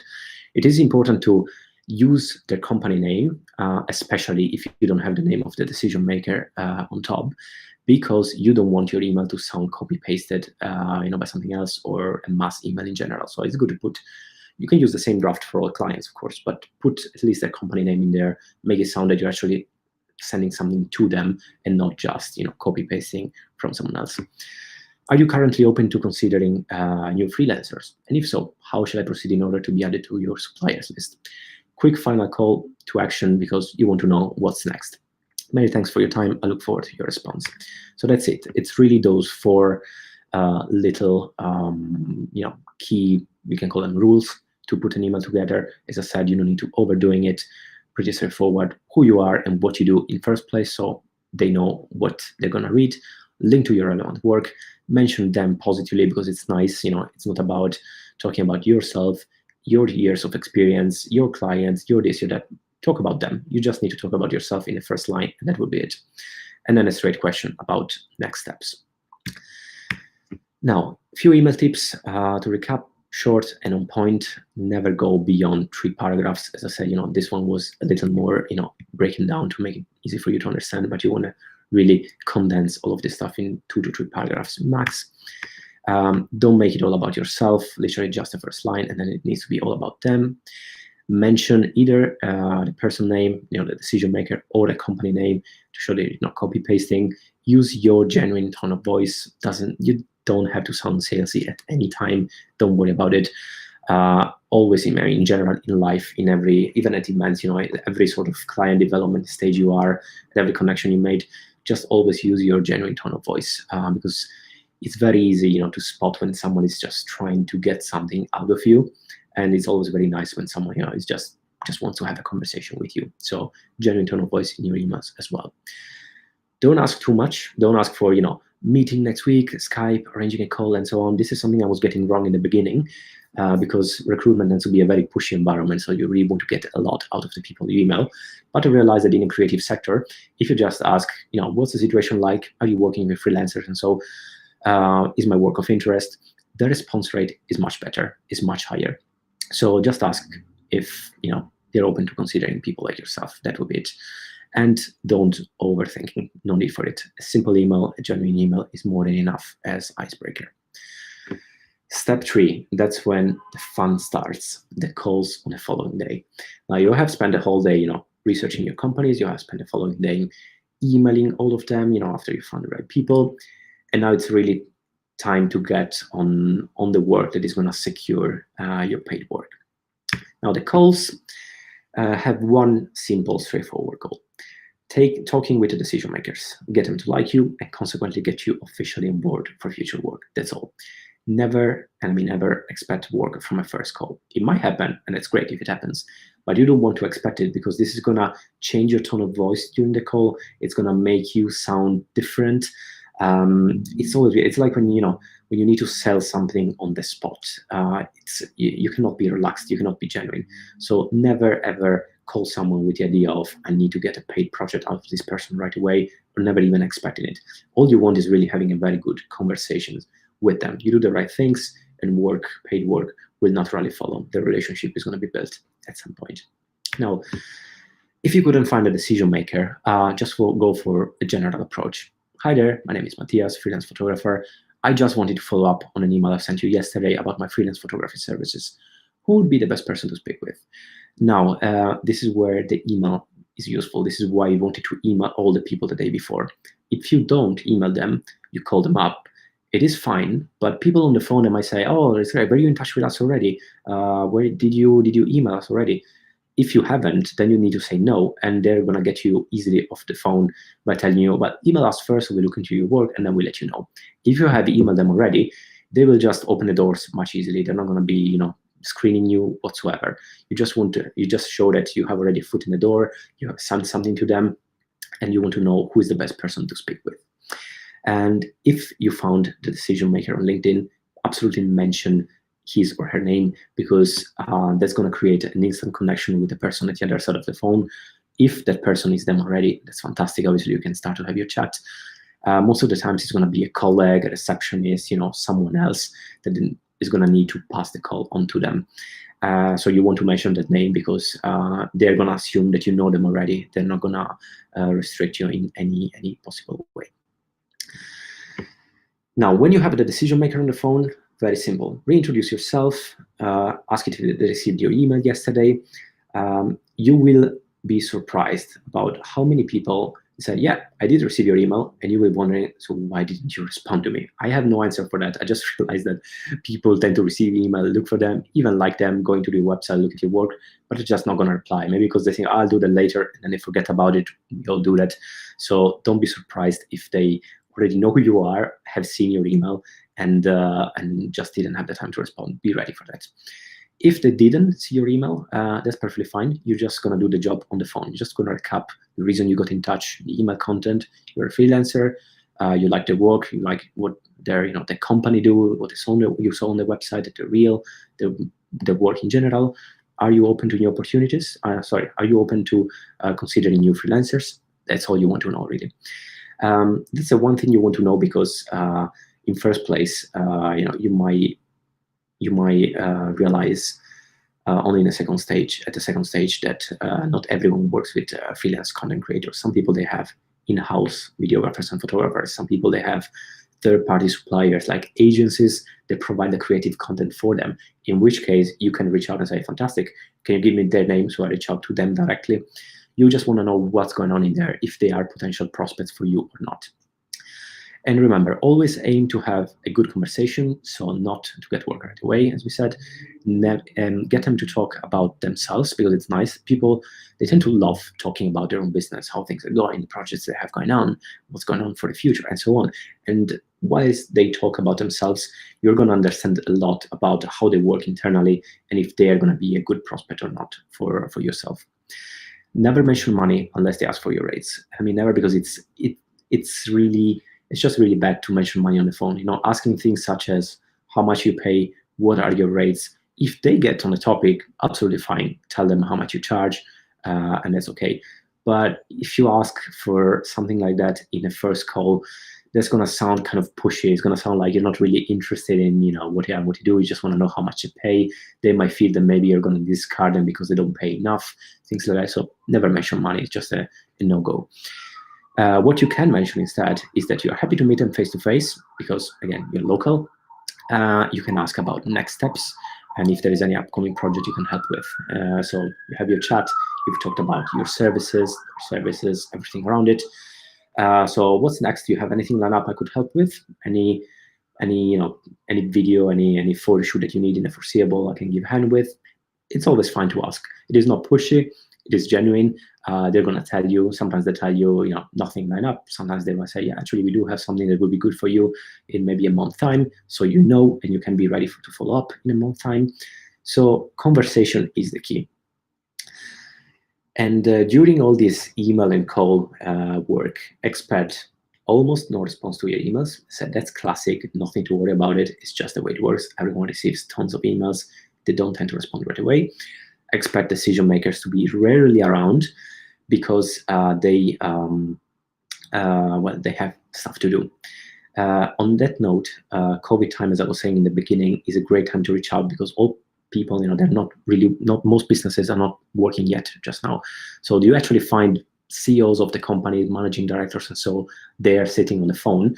I'm telling you, I spoke to 60 agencies over the last month, and I managed to find 40 of the people I was looking for. So that's 40 out of 60. Usually to get to those numbers, it takes you, a solid 3-4 months. I got this in June over the course of 2 to 3 days. So it's a great time to find those decision makers on the phone now that we are in post-lockdown, because again, businesses are going back up very slowly. Otherwise, they're going to be ready around, which is perfectly fine. You just take your details, talk to the person on the phone, find out if they are the right people, and when you can call back to have a word with them. Expect also receptionists and assistants to respond to most calls. It's normal. People talking, taking details and never follow up. That's quite a classic. Say, yeah, fantastic. What's your name? What's your number? Fantastic. I'm going to tell them that you called. I'm going to look in your website, add you to our database, and we will be in touch. And then they disappear forever. That's absolutely fine. People will say yes and really disappear forever. But it's fine. It's part of the job. I mean, they gather people. You cannot, as I said, expect paid work all the time. Important is that you do your work of being in touch with them, making sure that your details, your website, your work is with them, making sure that you have spoken to someone to certify all of this, and then the rest will just follow. I expect endless answering machines and numbers ringing out. This is quite a classic. I expect just some people being dismissive. The creative industry is actually pretty good at that. As a recruitment consultant, I was talking to all those corporate companies. They were receiving calls from recruiters all the time, and they were very, very dismissive. Not to mention when I was selling stuff in the US, that was something, let's forget about it. It was great as character building experience, but really, really nothing to do with what the creative industry is here in London. Here, people, I'm telling you, are fantastic when it comes to respond and very, very friendly. You're going to have lots of not interested right now, and that's fine as well. Just say, I appreciate that. Can I send you, again, my details, my portfolio, my work, so that you can keep in touch for the next time? They're always going to say yes. Send them your email again, and then keep them on your spreadsheet for follow-ups. And you will also feel overwhelmed most of the times. And again, that's all normal. That's absolutely normal, because it's very hard work, especially at the beginning. when you really start to to build your spreadsheet, to build your client list, when you need to get those numbers, those contact details on, it is hard work. It's going to take you probably a couple of afternoons to do a proper research. It's going to take you a full afternoon to do the proper email round, and it's going to take you a few days to do the calls. But again, it's all normal. It's part of the game. As long as you are managing your expectations correctly, you're not doing anything wrong. But at the same time, you can also expect having great conversations leading to work. This happens too. Well, this happens eventually. You can expect people being actually interested and asking you questions, because some people on the phone, they have seen your email, they like your work, so they're going to ask you, so how long have you been in the business? They're really going to have a chat with you, and that's always nice. People will say no, and then they will contact you afterwards as well. So on the counter side, whilst you have the one say, yes, you are fantastic, and then they disappear forever, you're also the one say, no, maybe not now, not for the foreseeable, doesn't look like it. And then they're going to contact you with paid work, which is fantastic. It happens. You're going to get on the suppliers list right away. Some people, they're always open to new freelancers, always open to hear from new people. They do have a database where they save all the contact details, and they're going to put you there right away. You're going to get also referrals. You're going to get advice, help, and positive feedback, because all those things happen in the moment you have a nice conversation with someone on the other side of the phone. And eventually, the best part is when you're going to get clients with whom you never spoke, and they're going to contact you after months and months with paid work. This happened to me last time in January. So there was this company, it was a big venue complex that I contacted back in March 2019 to advertise my freelance event photography services. The person, I think, was called Fiona. I emailed Fiona, I emailed her twice. I tried to call her, she was never on the phone. The assistant was always replying, the assistant was always answering, never a reply out of her at all. I kept following us sporadically over the rest of the year. And then in January, out of the blue, this Fiona's assistant just contacted me saying, hey, we need a huge, we have a huge video project lined up. We need to advertise our business, our venues all at once. So we need a huge video promo. Actually, it was a series of video promos. Can you help us with this? So what happened, and I found out this afterwards when I spoke to the assistant, Fiona never replied to my email because she didn't have time, couldn't be bothered, but she looked into my website, she liked my work, she saw that I was working in the event industry as well, and she liked what I was doing. Again, her attitude was not responding, so she kept me on the side, put my details on the database, shared my details with their assistants. I didn't know any of this, it was just happening while I thought that my email was getting lost into nowhere. And then the moment they needed something, well, they contacted me right away. They didn't advertise for jobs. They didn't start to look for other videographers at all. And this is why, because the reason you want to do those emails and calls is exactly this one. People will remember you first in the moment there is new requirements popping up. They're not gonna like the idea of going to advertise or looking for people. There's gonna be this one guy, this one girl that emailed me in the past, they kept following up, they tried to call me as well. Let's see if she or he can give us a hand. And they're going to reach out of you. So expect this as well. Clients you never spoke with, they are going to contact you after a long time, and they're going to offer you paid work and also big projects as well. So that's very sweet when it happens.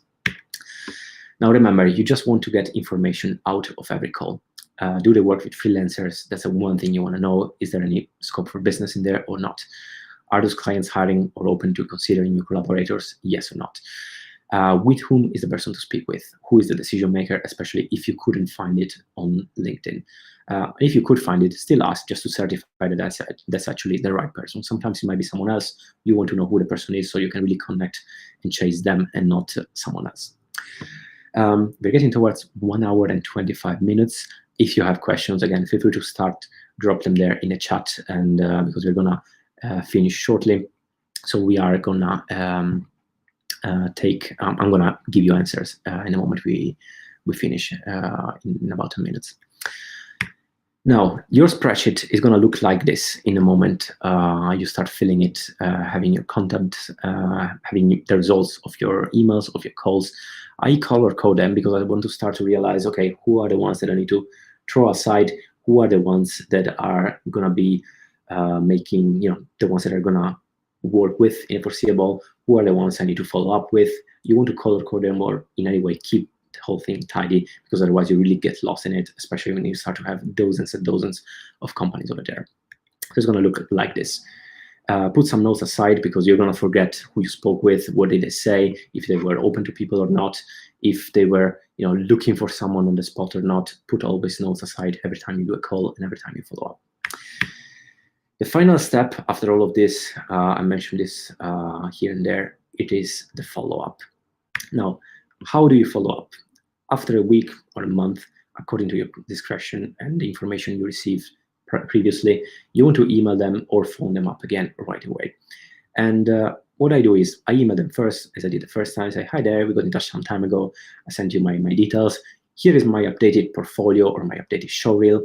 Even though you haven't updated it, that's perfectly fine. They're not going to remember. It's just a nice excuse for you to follow up. How's the situation going? Any new project line up? And then you can always email. You can always phone them afterwards, because they are, the situation has changed, and you want to know. You want to show first of all that you are still interested in working with them, and you want to get a response. So keep following up again and again and again until you get a response. Work smart. After 7 continuous attempts, move on. I put 7 because they say that it takes 6 steps, 6 outreaches in order to get on hold of someone. And so I put 7, but you can really do this at your discretion, because some companies, when you see they're small, they have only 5 people working, you talk to them, they realize, yeah, we have already 10 freelancers. We don't really tend to recruit for new ones. There's not going to be much coming out of them in the foreseeable. That's fine. Just move on for the foreseeable. Color code them on your spreadsheet. Put everything. Put them in the right corner, and then move on to the next prospect. So you want to spend quality time with quality people. And remember, the follow-ups will win you more business than any other action. So more than anything else you might want to do, you can do in your day-to-day, follow-ups is really what's going to win you business in the long term. Not the first email, not the first call, not the day you meet them at the event, but the follow-ups that you have over this. So the email or the call you have after the event, after the initial contact, after the email. So remember, keep following up. If there is really one thing I like you to take out of this whole webinar, is that follow-ups are really the key and what makes the difference between those who grow a rich and consistent client base and those who don't. To recap, now, building your own client list is all about step 1, Google and spreadsheet. So find them all, put them on a spreadsheet, be thorough in your research, make sure you don't miss out on any potential client. Step 2, email them all. Break the ice. How's it going? This is me. This is my work. Are you working with new freelancers? Are you open to new freelancers? Break the ice this way by email. Move to the call. How's it going? I emailed you yesterday. Have you had a chance to look into my website, portfolio? What do you think? Are you working with new freelancers? And that's when you start to win them. So it's not going to happen during the first call, as we see. It's going to happen on the second, third, maybe fourth one. But calls are really the one way to get a client to say either yes or no. Follow up to secure them. So the follow-ups that you do on email and phone, as I said, is what is going to win you the business in the long term. So yeah, it was a lot of information. I know it's a lot of information. You might feel overwhelmed, but as I said, the slides are going to be available for those who want it, so you can always recheck them after the webinar. You can always have a second look. It is not much in terms of actions. You will find out that it's much more in terms of what happens on the way, in the moment you keep developing your client base, in the moment you keep doing your outreach. But the actual steps to be taken are very few. So keep the events on your radar and do daily or weekly actions to build your own client list. Now, the bottom line with this, building your own client list is really hard, but it's going to make your success. Always remember it. If I had to do only events and job boards, job applications, I would not have the client base I have now. I would have never known some clients actually exist. I would have never had huge, massive, big projects, the best projects I had in my career.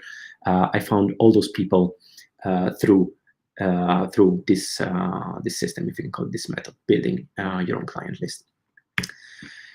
Now, last chapter, I'm gonna be very quick with this because I'm pretty sure it's 90 minutes. I hope you guys are still doing all right. I see a question coming through. That's great. I'm gonna reply to it in a few minutes. How to secure your long-term growth and keep the momentum up after you have started to master all of this. Now, new mindset and consistent action. you need to do this full switch from the passive to the active mindset. You might be halfway through there already, but it's important to know that you don't need to wait for anyone, and you need to really take charge every day in your client development.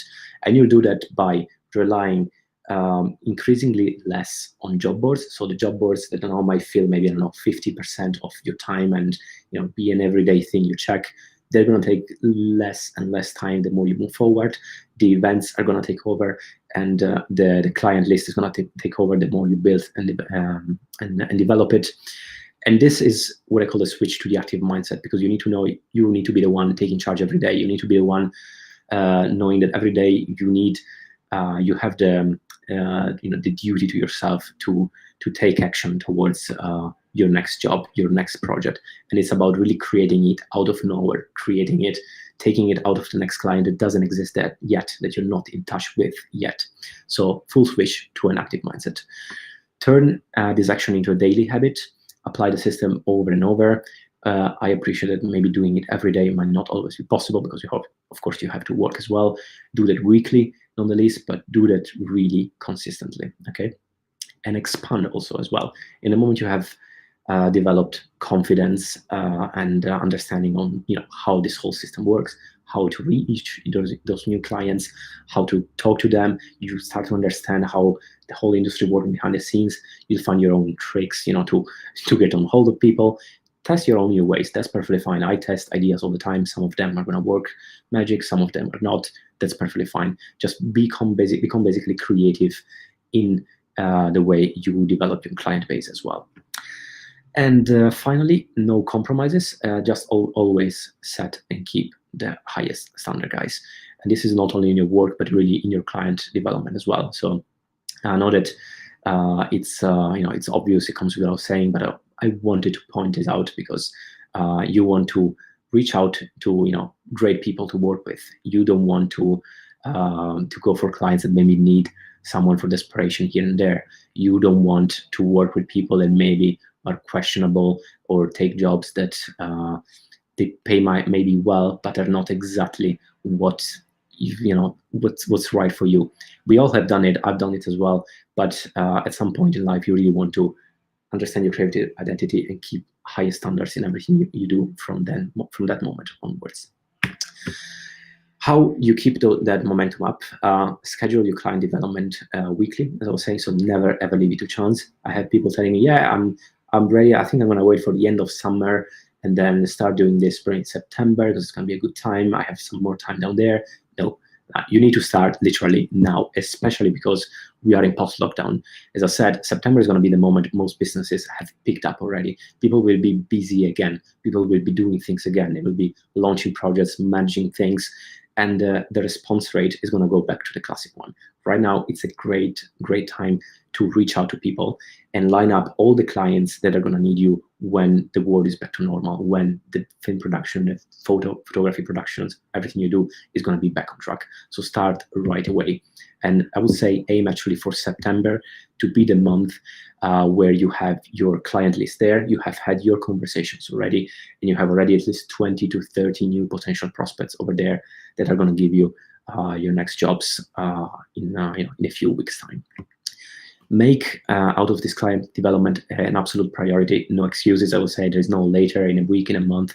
It needs to be a priority. Of course, it depends on how urgently, how quickly you want to get to the point where you have enough clients for a while and you don't really need to struggle anymore to find new ones. You don't have the usual 1 or 2 clients you depend on and live on them only. It depends on the stage you are, but either way, make really a priority out of your client acquisition. Work on the big numbers, set goals. So I put it as example 30 calls per day, but it could be less. I mean, in the beginning, I recommend to call as much as you can until you feel you had enough for a day. I would say definitely something around 20 to 30 calls per day is fine. Most calls are not going to be responded. There's going to be answering machines and so on. If you can talk to 30 people per day, that's fantastic. Again, it's all about how quickly you want to get up there and get results out of your system. And experiment and play around when emailing and calling is fine. And actually, it's something I encourage you to do, because if you use the same email draft all the time, if you have the same answer you give on the phone when someone picks up, it gets very boring. So you want to play around, use different pitches, use a different email draft, whatever you do. When you do that, you need to keep it fun for yourself, because that's also it's gonna transfer to your calls. It's gonna transfer to your personality in the moment you talk to people, and that's gonna play to your advantage in fully. And finally, believe in the law of averages. I mean, law of averages by definition, that's something that comes again from my door-to-door time, if you can call it this way. We used to knock on 100 doors every day, and the law of averages was saying that there is at least one person that wants to buy what you have to offer. You just don't know where the person is, so you just need to keep knocking on doors until you have the person. And that's, no matter how simple or maybe silly it sounds, it's actually true, because it proved true because the numbers were proving it. But it's also a nice life lesson that I still take with myself, because now I know that I cannot assume that someone doesn't want something. I cannot afford to skip any door. I cannot afford to skip any client. And I know I need to work those big numbers. I cannot talk to 10, 20 people and expect that I get 3 jobs out of them. It doesn't work this way. You need to work on the big numbers over and over and over. And that's gonna give you the results. Remember also, finally, direct communication is literally everything. You need to learn to love your phone and phone people, love your Skype, love those face-to-face meetings that you're gonna have. Direct communication is what I believe and I see is really making the difference between those professionals who really grow quickly and stand out also in the long term, and those who just don't. Again, it's normal. It's not our fault. We grew up in a digital era, so we're used to use the emails and the phones and the messaging and waiting for things to happen. But go back to this direct communication mindset and activity. When people love to be, called, to talk to you, to meet you when possible, and this is really what builds the relationship that you're gonna need for your career and for the rest of your life, really, for the foreseeable. No presumptions at all. You never know where the life opportunity is hiding. So again, you are at an event, talk to everyone, don't skip any booth, don't skip any stand, talk to everyone. You never know who's your next client. Clients always choose emotionally. They don't choose based on a CV. Of course, your portfolio website need to be good, but we assume that they are already, because we're all professionals, we love what we do. So once that's in place, it's all about you being a person, not a keyboard.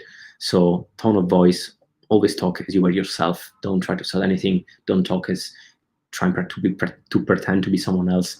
Just be the person you are, and they will feel that, that the genuine approach in the way you talk to them, and that's the reason why they're going to end up working with you in the end.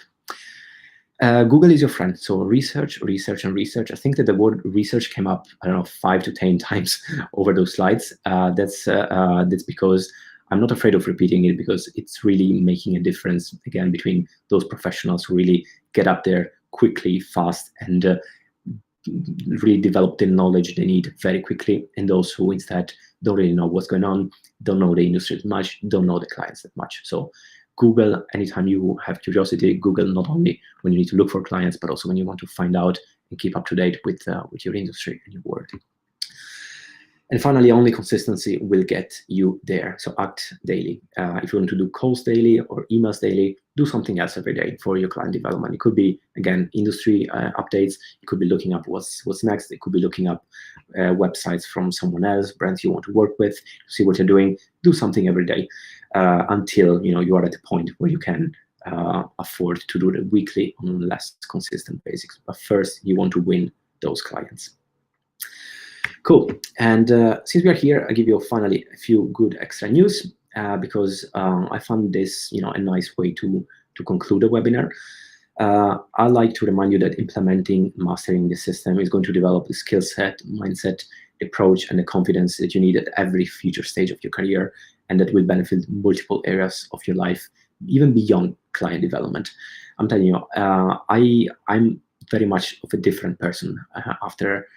There is a before and after in my life, not only in my creative career, but also before and after that time I was doing those sales and recruitment jobs that enable me to understand all of this, to apply all of this, for the activity I love, for my films and my photography, and the confidence I have now in pitching, crowdfunding my projects, the conversations I have with people,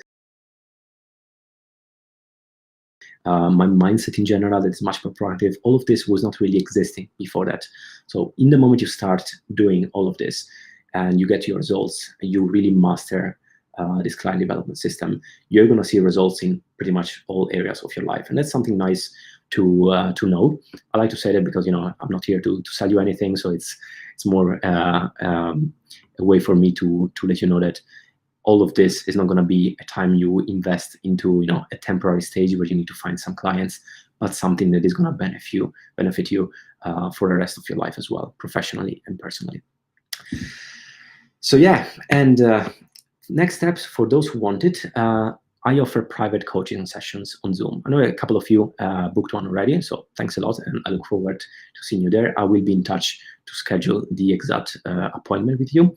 The private coaching session is pretty much based on what we discussed today in detail. So I'm not going to go through the slides again. I'm going to assume that you have at least understood everything I said and you know, the main methods we are going to be using. And I'm going to put together for you this step-by-step tailored client acquisition strategy based on your own goals. Because now, you know, it's there's a lot of attendees at this webinar. Some of the things I said might, you know, have matched 100%. Another few I say, yeah, but for what I do, this maybe doesn't apply 100% exactly. So how do I work around this? This is why I do the private coaching. So you tell me exactly what you do, who you are, where you want to get in your career, and based on what, you know, I know, based on what I said today, I'm going to put together your client strategy. I'm going to make sure you maximize the results of your efforts by winning more clients in less time. I'm going to make sure you minimize your trial and error, because, you know, you have right now all the tools you need to get out there and do your client development from scratch yourself. But for those who really want this extra push, you know, getting more results in less time, I'm happy to do the coaching session for you. You get also extra tips, extra advice. You can respond to more questions you might have. Real-time test if you want. You know, you can test some emails, do some phone calls for those who are a bit shy, maybe on a phone, and more. Literally anything. It's going to be about 60 minutes on Zoom. We're going to sit down together, face to face. You tell me about yourself, and I'll tell you the next steps. So as clear and straightforward as possible. You can use the link below to book your slot. It might be in the YouTube description as well. It's my name, my surname, Matthias Falcone at setmore.com. Go for the Cinecircle offer. Usually my coaching sessions are £50 per hour, £50 per coaching session. I'm offering it for $29.99 to the Cinecircle webinar attendees, to all of you basically. Those who have booked the ticket already, obviously, absolutely fine. I'm just going to email you with the time and day we're going to have our session. And that would be it for tonight. So now I'm going to spend some minutes, obviously, replying to your questions. I want to thank you as well for being here. You can follow me on Instagram, on Facebook. Not sure why those logos are really shifted from my Instagram account name, but fair enough. Feel free to follow me over there. Feel free to email me if you need some clarity, want some more specifics about anything we have discussed tonight. Now, question number 1, Robbie McCain. So question, what search terms do you use for searching for recruiters and databases directly? How do you give them a reason to put you on the database? So I'll start with the last question. How would you give them a reason to put you on the database? They're not going to need a reason. They're going to put you on the database because that's what they do, really. So recruiters, they have clients. They want either freelancers or people for full-time positions. Recruiters, every recruitment agency, they have a huge database where they have gathered CVs, portfolios, showreels, contact details of people over the months and the years, because every time they need someone, they don't go on LinkedIn to look for someone new. They first go on the database to see if they have someone there they can reach out already. So you don't need to do anything. The moment you have reached out to them with your CV, with your portfolio and so on, they're going to put you on the database. You don't need to convince them.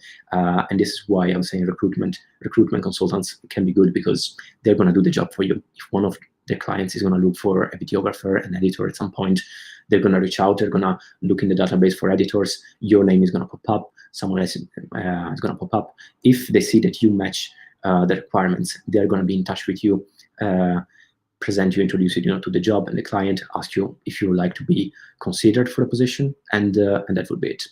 It's as straightforward as that. What search terms do you use for searching for recruiters and databases directly? So you search for, I would start with recruitment agency, your location if you're in London, and then you go for creative industry, creative, anything around it really.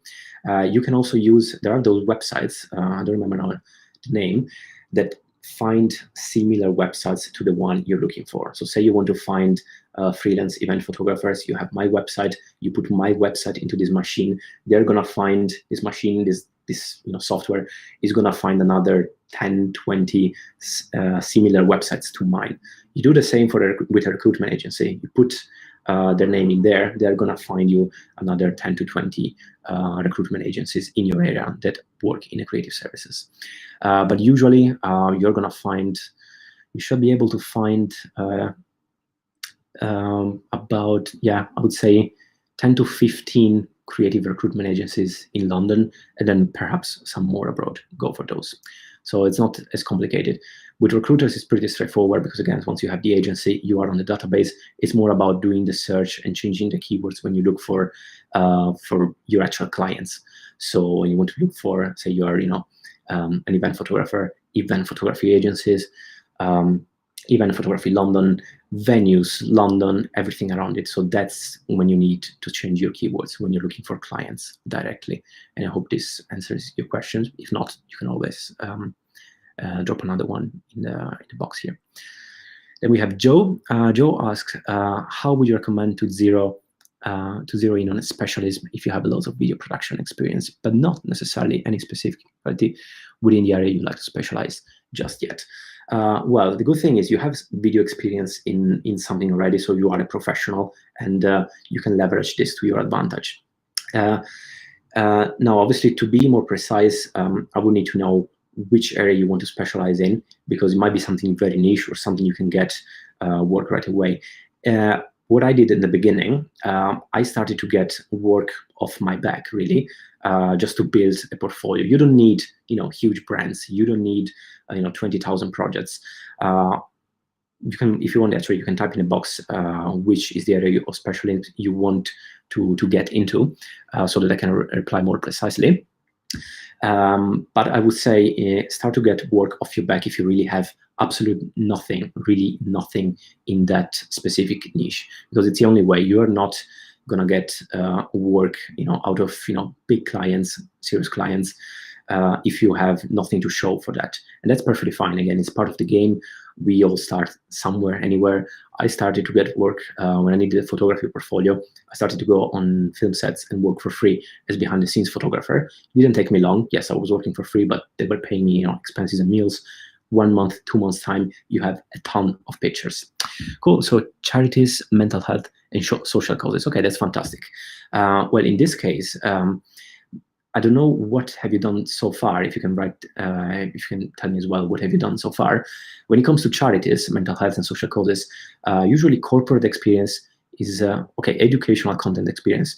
Quite frankly, that overlaps in a way, because, okay, mental health and social is not education, if you can put it this way, but the sort of content is pretty similar. It's not that you're coming from, food, video, and photography background that would have nothing to do with charities and mental health. Education is something very much related. In fact, one of my main clients is an education, big company, international company provider, and they do work with charities, mental health, and related institutions, and work overlaps as well. So in this case, I would not worry. You can reach out to charities, to those sort of clients, tell them that you have lots of educational content experience, and show them your work, because it is going to be relevant. So you don't need to worry too much about starting from scratch.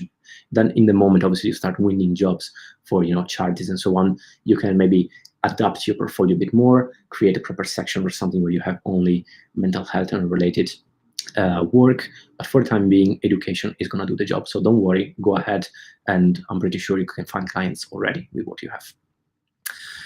And cool. If there is anything else, again, feel free to drop me another question over there. Then we have Pablo Rodriguez. So Pablo, I didn't skip anyone. Yeah. So how many clients do you add to your list approximately? As you mentioned before, that list can get very big and overwhelming. So I would say as a start, you aim for 80 clients. And I say as a start because you don't want to go, 2 to 3 clients in search, get their emails, make 2 to 3 calls, then go back on your Google search, add a few more, and so on. The idea behind the research is that you want to know really, really well who are the companies, the clients around there that actually might need your services, that actually will need your services because they need the video or photography, and I don't know them. So you want to know them. That's the idea behind the search. I want to know. So there is no real limitation I want to give you. I'm not going to say 150 and you can stop. If you have 300 potential clients in the city you live, and they're all potential prospects, if you reach out to only half of them, you might feel you have a lot, but there is also future paid work for you in the other half that you wouldn't get. So go absolutely for as many clients as you can get. Start with 70, 80, or 100 if you want, because I think it's a good solid number to start. But what I do, I go through all the Google research results until I have really exhausted all the company names. You do the one search, you restart, and you have highlighted in purple those results you have checked already. You do a third search, and there is more purple results.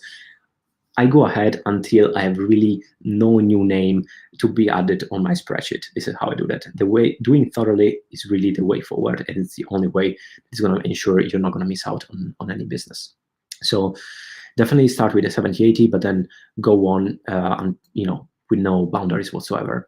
In the moment, I would say you have followed up for maybe a month or two on those 80 clients. It's time to get to the next step. So find another 50, 60, 80, 100, and so on until you make sure you're fully covered. So no limitations from my end whatsoever. It's all down to you. You might get lucky because talking about my numbers, it took me It was 70 to 80 clients to be put on my spreadsheet in order to find the 2 I needed to become an event photographer for a living and really live on them. There were 2 agencies. They had and still have for me a lot of ongoing work, and I could live on those. But I was still obviously continuing my business development because I wanted to get to 5, 10, 15 and more clients. And still now I'm not stopping. I'm still doing exactly all those things on a regular basis, and I still win business on a regular basis. I'm telling you, in a couple of months, I'm going to start working with some people I spoke with the last month, and that's how it's going to be. There will be a time in the future where you can afford to put some money into email marketing, Facebook and Instagram marketing, or boost your website SEO, and that's fine. But for the time being, I'm telling you, those working the big numbers with your calls and your emails is what is going to make the difference. So yeah, if you feel overwhelmed, again, it's fine. It's part of the game. Don't worry about it. Just go ahead and you will see the results will arrive. So yeah, as long as you work the big numbers. So cool. What else? I see no more questions. So I still give you 30 more seconds because we have this lap. Indeed, you're going to hear what I'm saying now only in about 30 to 40 seconds. If there is anything else, if not, let me know. And I'm going to leave you with this. So again, coaching session, if you want to book it, matthiasfalcone@setmar.com. Email me if you want the slides or anything else. Follow me on Instagram and Facebook because I might advertise over there, other webinars, other activities, anything else I'm doing related to client development. And thanks to you, thanks to all of you about this.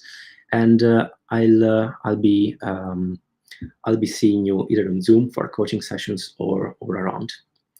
Thanks a lot and have a lovely evening.